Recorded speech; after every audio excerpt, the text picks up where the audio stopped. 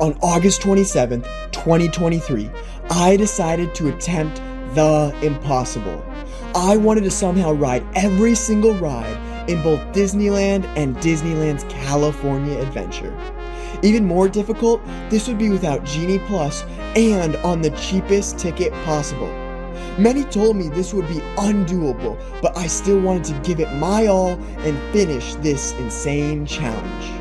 What you are about to watch is my attempt to create Disneyland Resort history as I try to speedrun both of these parks. World Manhunts proudly presents Conquering Disneyland. We're getting ready to go again. I'm super excited. I have no clue what this is gonna entail. I've been working on stuff for weeks. Look at my bed covered in maps, lots of notes drawn out on stuff, and yeah, we're about to go again. Super excited. This is me. And if you can't tell by the amount of maps on my bed, I'm not joking about this. I got up very early in the morning to secure my place at the front of the line for rope drop at Disney's California Adventure. Then, I readied myself for the soon-to-be stressful journey ahead. This is it. Don't get scared now.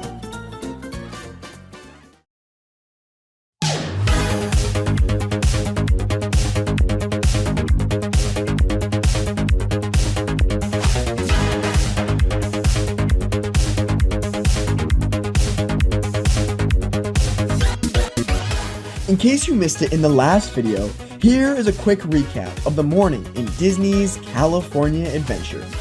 Right when the ropes dropped, I headed to Pixar Pier and was able to knock out all of the rides in a little under 2 hours.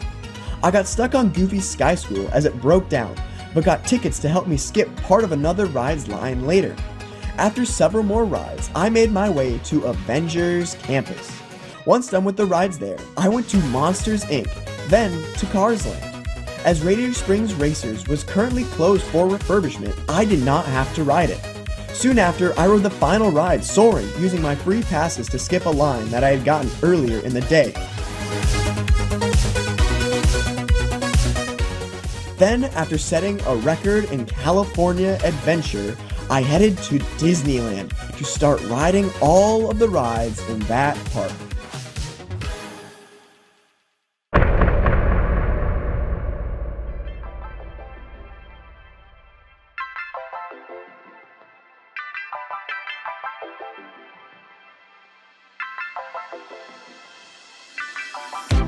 As soon as I entered Disneyland, I headed for Walt's favorite part of the parks, Fantasyland. Just as in my previous Disneyland run, I started here as it had such a high concentration of rides. I knew when coming into the park, I would also have a very hard time trying to ride all of the rides in the remaining 11 hours, as I would have to break my previous Disneyland record to claim a record for both of the parks. Regardless, going to Fantasyland first turned out to be a good move, as I was able to go on 5 Fantasyland rides almost within the first hour of getting to the park. After I realized Astro Orbiters had a short wait, I headed over there to quickly ride it, and then returned to Fantasyland to ride the infamous long wait ride Peter Pan's Flight.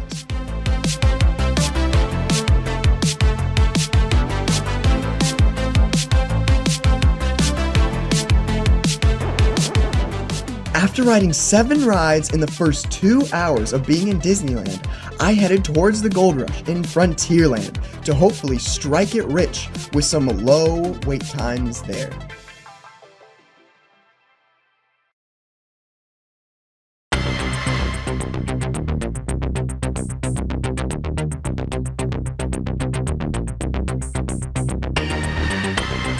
Once arriving in Frontierland, I quickly checked the weight on Big Thunder Mountain and decided to wait on riding it as I saw the Mark Twain riverboat coming down the river. As I sat down, I ate some food and then took a ride around Tom Sawyer Island on the Mark Twain riverboat. After riding the wildest ride in the wilderness, I headed to Critter Country and rode the many adventures of Winnie the Pooh.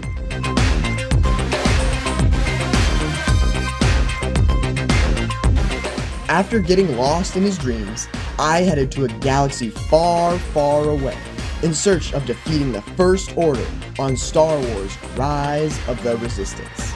This was one of the longest lines I had waited in all day, including inside of California Adventure.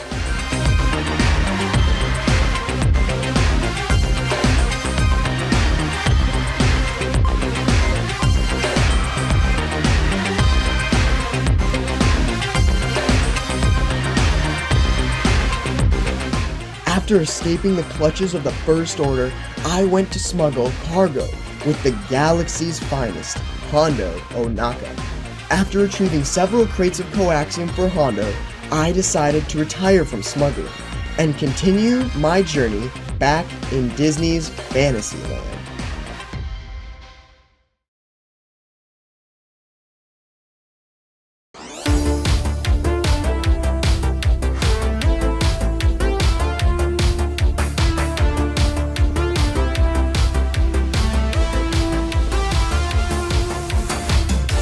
In the early afternoon, I walked towards the back corner of Fantasyland. I wanted to ride the slower version of Pirates of the Caribbean, It's a Small World. Most of the people would have been bored to ride this ride, but I was happy as I finally got a long break just to sit down after all of the walking throughout the past day. After my journey around the world, I decided to head further north into Mickey's Toontown. First, I headed to the best looking rodents in Disneyland, Chip and Dale's Gadget Go Coaster. Soon after, I headed to Roger Rabbit's Cartoon Spin, which had a higher than average wait of 40 minutes. After getting through almost half the line, we heard an announcement on the speakers. Waiting in line at this time, we're currently experiencing technical difficulties. We are no longer sending taxi cabs to the back alleys of Toontown. You may, if you want, you can close the place in line. If not, turn back around and head back out to Toontown. Thank you for listening. Sadly, this wasn't the best news. I headed out of the ride line and out of Toontown as Runaway Railway was also broken down. All I could do was push on elsewhere.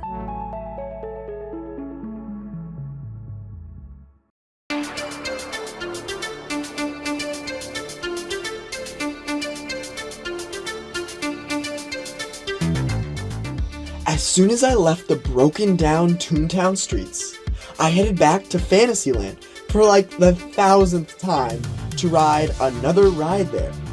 This time, I was on an expedition in the Swiss Alps as I took a dangerous trip on the Matterhorn bobsleds. Single Rider once again came in clutch as it negated most of the ride wait time. After being chased out by what appeared to be a huge Yeti, I headed into Tomorrowland to knock off a few more rides near Matterhorn. I arrived at Finding Nemo's submarine voyage and got my fair share of claustrophobia for the day as I was locked in one of the many yellow submarines on this ride.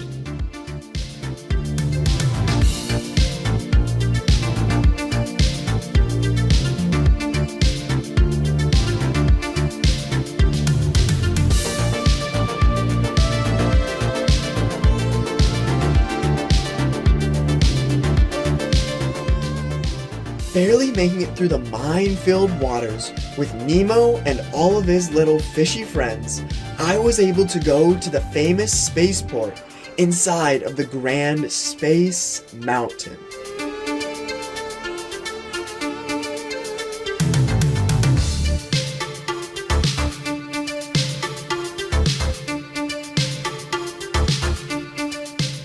Sadly, at this point in the run, even though getting on some big rides earlier, the odds were not looking too good, as Mickey's Toontown had still all of its rides shut down.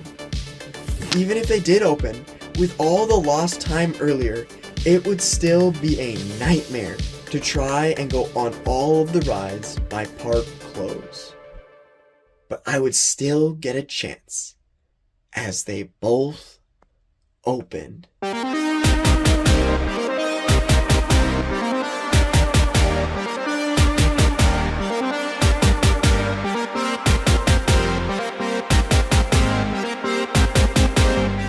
As soon as the rides reopened, I rushed back to Toontown.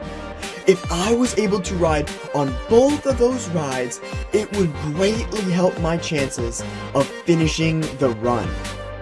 I re-waited in the Roger Rabbit cartoon spin line and eventually took a taxi ride through the crime-ridden alleys of Toontown. Soon after embarking on this trip, I headed to the great movie theater in town to ride Mickey and Minnie's Runaway Railway.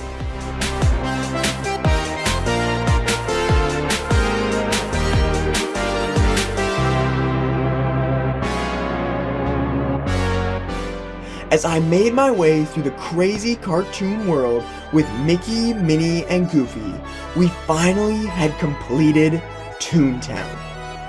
Soon after leaving Toontown, I headed to the Disneyland Railroad to go to Tomorrowland for hopefully the final time of the night. One thing was for sure. At this point, the run was not done yet.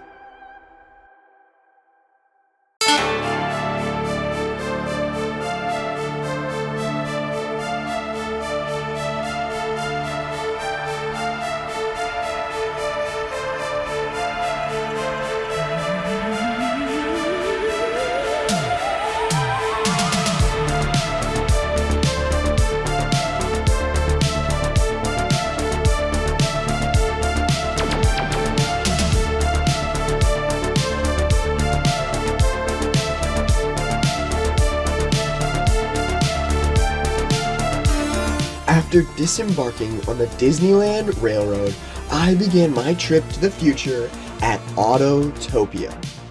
The line at Autotopia was much shorter than in my previous run in Disneyland, but still took a good 30 minutes to get through. I finally was able to hop in my car and try to accumulate as many speeding tickets as possible. After driving pedal to the metal through the whole ride, I left to go book tickets for a vacation across the galaxy on Star Tours. After an eventful trip on vacation across the galaxy, I was able to go help Buzz Lightyear defeat the evil Emperor Zurg on Buzz Lightyear Astro Blasters.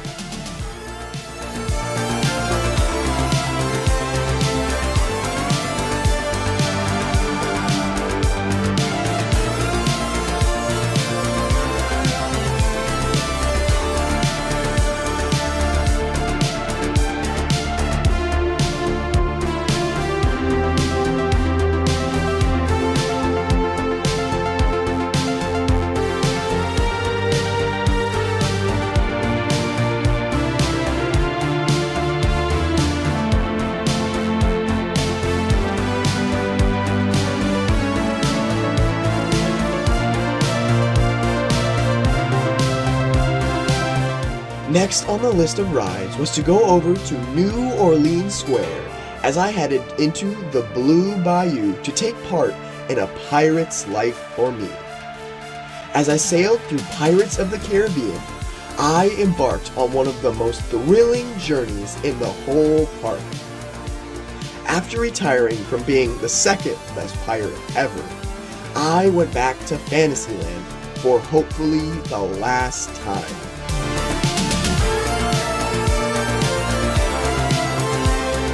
I was finally able to ride Alice in Wonderland, Dumbo the Flying Elephant, Mr. Toad's Wild Ride, and Snow White's Enchanted Wish, as the fireworks had just ended, leaving all of those rides to reopen with very short lines. Finally, I headed to Adventureland, to get lost in the jungles of the Amazon rainforest. Now, only one ride stood in my way.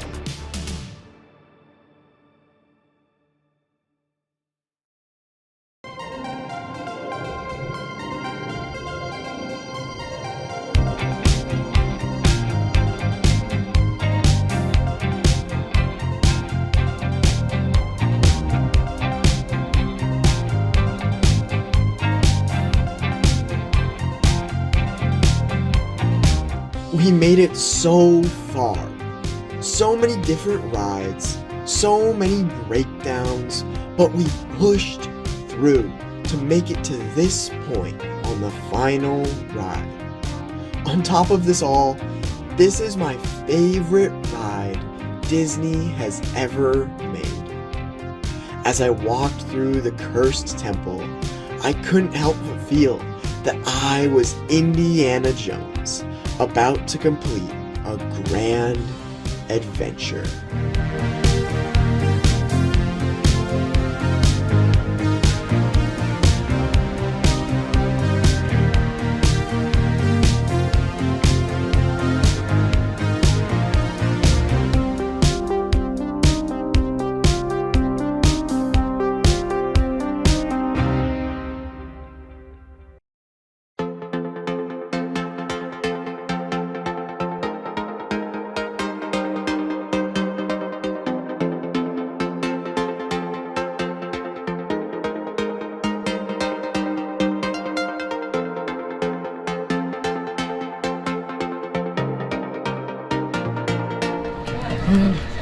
That's it right there.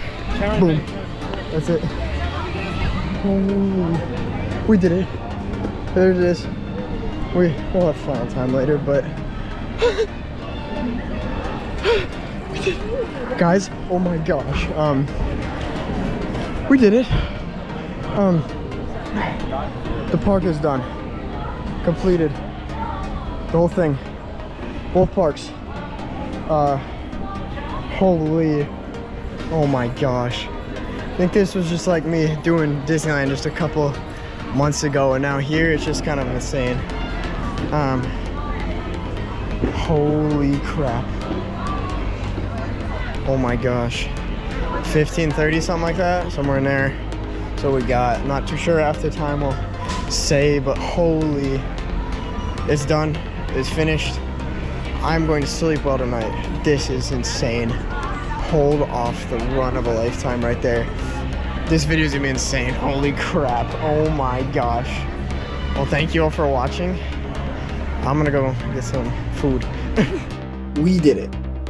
Somehow, against all odds, and everyone who did not think it was possible, we proved it was. In fact, my previous Disneyland speed run record was broken, lowering it to right around 10.5 hours. I am so glad you were able to take part in this thrilling journey with me as we set history multiple times through the 2 parks in California. It would be awesome if you subscribed and liked to help out on the channel and stay up to date with the content available. This is probably the end of the speedrunning Disneyland series, but I thank you for watching. World Manhunts proudly presents Completing Disneyland.